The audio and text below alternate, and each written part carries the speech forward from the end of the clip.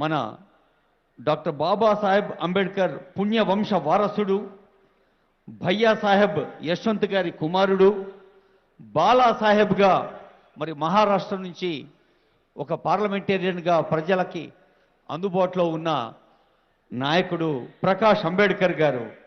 అందరివాడు మనవాడు అయిన అంబేద్కర్ మనవడు, మనవాడి మనవడు ఇప్పుడు మన ముందు మాట్లాడతాడు. I request Prakash Ambedkar ji for his valuable address.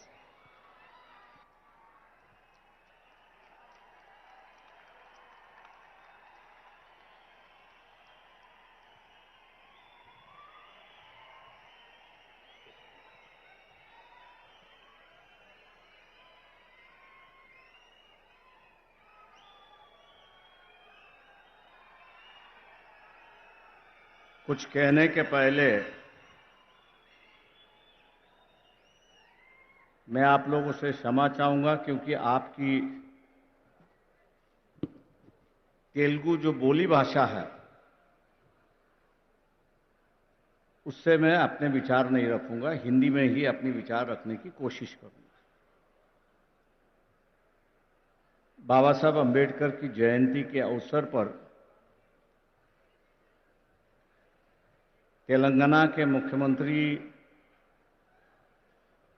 सम्माननीय के चंद्रशेखर राव जी को मैं अपनी तरफ से और आपकी तरफ से पूरी बधाई देता हूं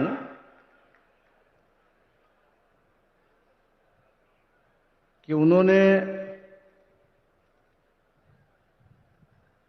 आज 14 अप्रैल है, बाबा साहब का जन्मदिन है। 125 फीट की मूर्ति का अनावरण भी आज हो गया है। लेकिन साथ साथ इस देश के अंदर जो दबा हुआ, कुचला हुआ समाज जो है, उसमें एक नई चेतना, एक नई जान दोबारा उन्होंने शुरुआत की। एक चिंगारी जो है, एक नई चिंगारी उन्होंने शुरुआत की। मैं मानता हूं कि हम लोग जो है बाबा साहब की जयंती मनाते हैं,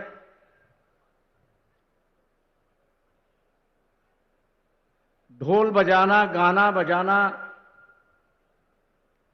बाबा साहब की बातों का दोहराना,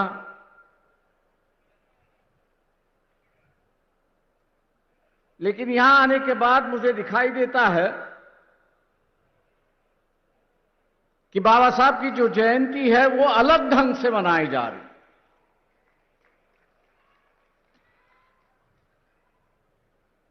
ना सिर्फ उनके गुणगान जा रहे हैं, गुण है, गान है, उस पर लोग गा रहे हैं, लेकिन हकीकत में जो बाबा साहब यहां पर चाहते थे, इस देश में जो हमेशा बाबा साहब चाहते थे, उस पर शुरुआत हुई। बाबा साहब ने जरूर हमसे कहा कि शिक्षित बनो,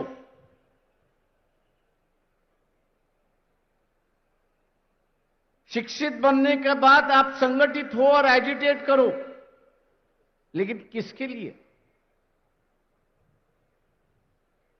हमको संघर्ष करना है। किसके लिए? तो संघर्ष करना है समाज में बदलाव लाने के लिए। हमको संघर्ष किससे लाना है? तो एक नई व्यवस्था इस देश में पैदा करनी। हमको इस देश में संघर्ष क्यों करना है? तो इस देश में इंसानियत पनपनी चाहिए, इसके लिए हमको संघर्ष करना है। ये तो सिद्धांत हुए कि जिस पर हम समाज बनाना चाहते हैं। ये जो सिद्धांत है कि जिसके बुनियाद पर यहां की समाज व्यवस्था चलती रहेगी। लेकिन आज जिस युग में हम लोग जी रहे हैं, उस युग की हकीकत भी हम लोगों को जाननी हो। और वो हकीकत है कि 1923 में बाबा साहब ने एक इकोनॉमिक थीसिस लिखी थी।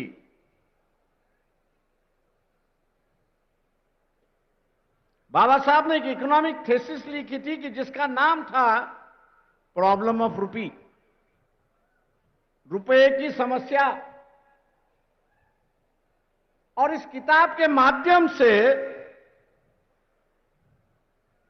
बाबा साहब ने यह बताने की कोशिश की कि उस वक्त का जो राज था, अंग्रेजों का जो राज था, इंग्लैंड का जो राज था, वो रुपए के साथ में खेलते थे।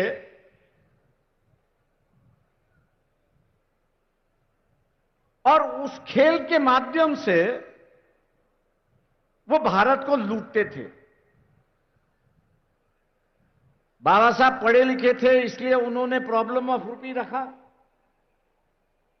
हम लोग जैसे पढ़े लिखे जो है वो उसको ये कहेंगे थ्योरी ऑफ लूट। मतलब एक दूसरे का पैसा कैसा लूटना, उसका उन्होंने विवरण किया है कि अंग्रेज जो है वो भारत को किस तरह से लूट रहा है। मैं मान के चलता हूं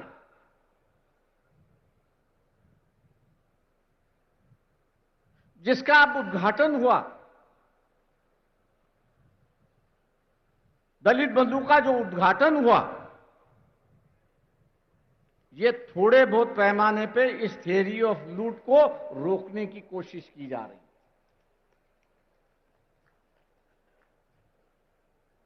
क्योंकि यहां जो प्रोडक्शन करने वाला है और बेचने वाला जो है, वो यहां का दबा कुचला हुआ समाज नहीं है, दलित नहीं है, आदिवासी नहीं है, वो तो सिर्फ खरीदने वाला समाज है।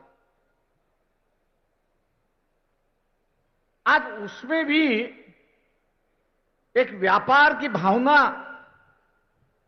कमर्शियलाइजेशन है, उसकी कोशिश की जा रही है। मैं उसकी सराहना करता हूं और मुख्यमंत्री चंद्रशेखर राव जी का धन्यवाद देता हूं कि उन्होंने इस देश को आर्थिक दुर्बलता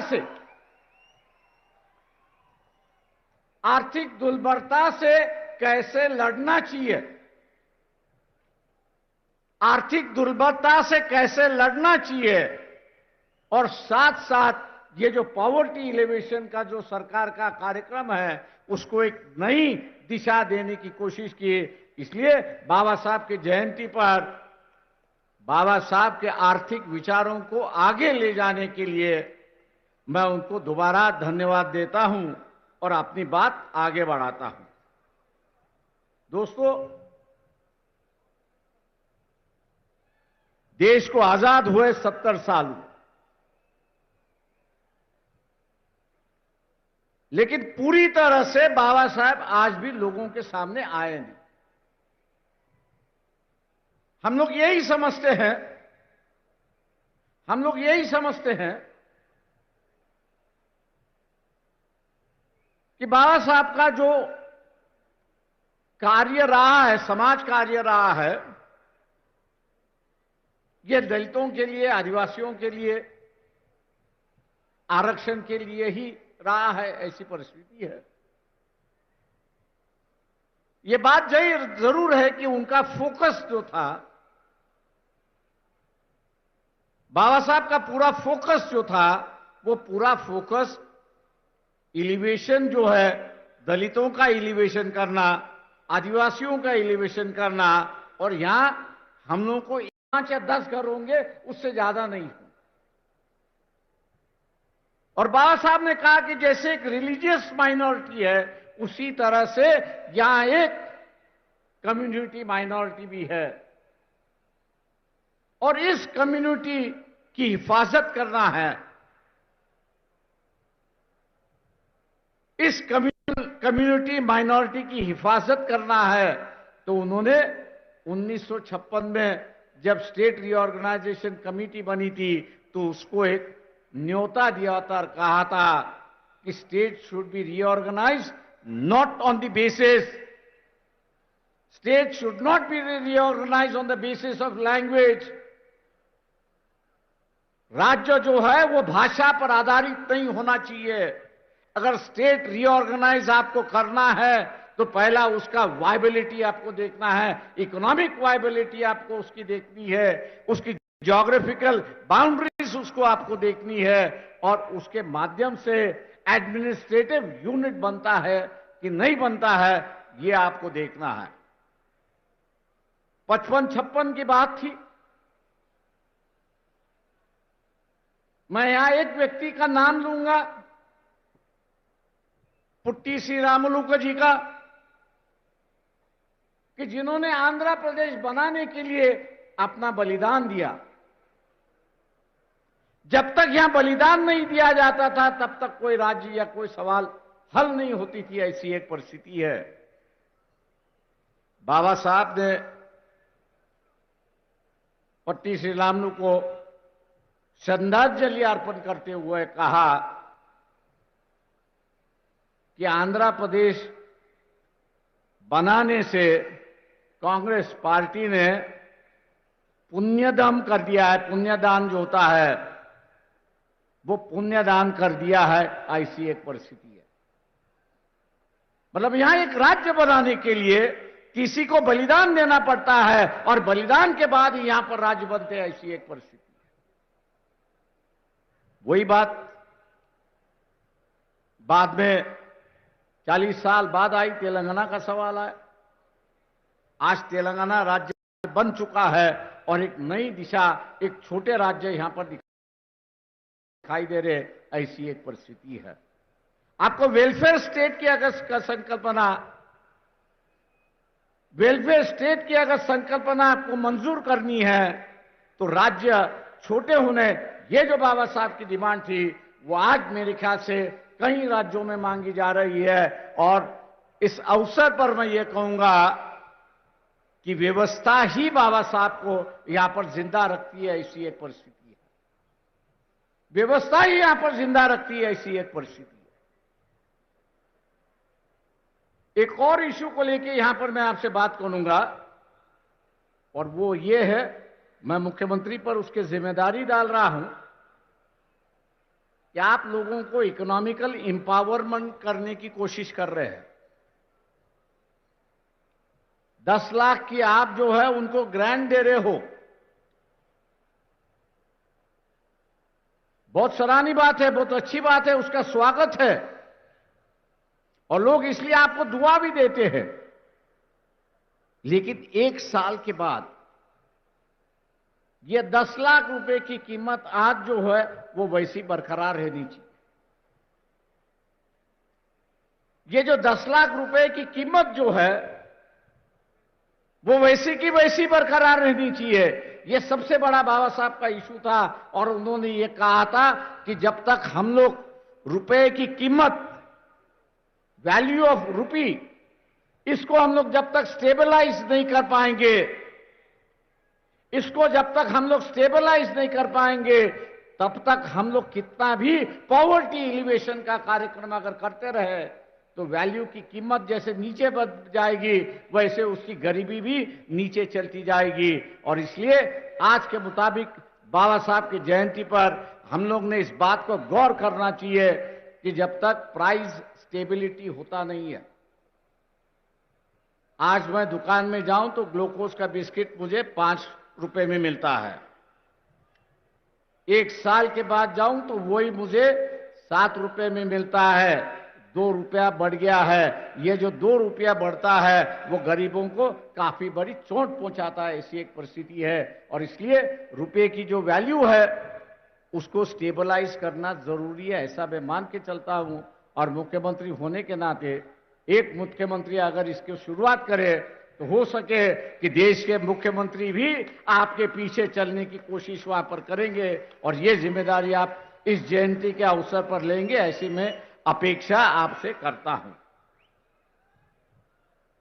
2 आखिरी बात है,